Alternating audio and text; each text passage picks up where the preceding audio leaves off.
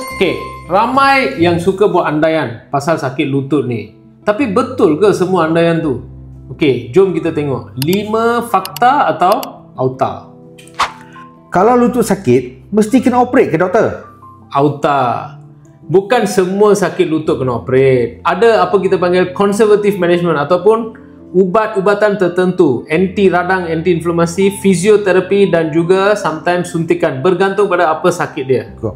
Lari boleh merosakkan lutut ke doktor? Auta. Sebenarnya lari ni tak merosakkan lutut. Sebenarnya boleh menguatkan kita punya otot. Tapi teknik lari tu kena betul. Bunyi klik kat lutut tu maksudnya sendi rosak doktor?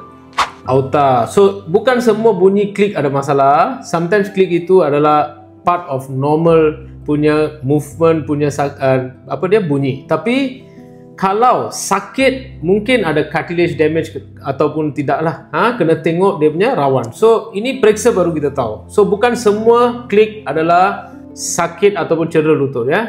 Doktor, lutut haus sebab faktor usia saja ke?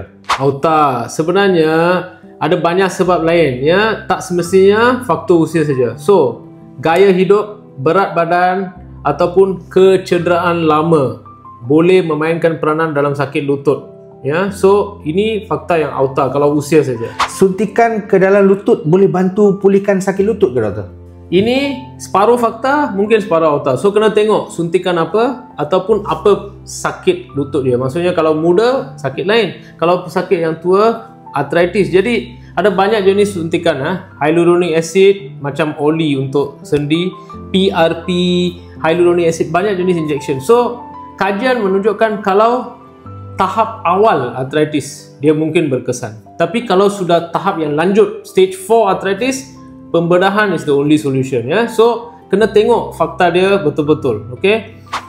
So lepas ni jangan mudah percaya apa orang cakap. Untuk lebih fakta atau auta, sila ikuti channel saya.